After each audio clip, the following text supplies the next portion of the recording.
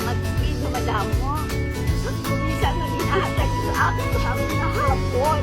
Abay pa, Lord, ihatag mo sa akin ang lugang ko makapagpuwi sa karoon na adlaw. Abay pa, Lord, i-bless mo sila tanan. Nagyakan mo sa ila ang maayong alawas para ano man sa amon kakaya. Abay pa, Lord, gaan mo sila tanan sa inyong maayong alawas.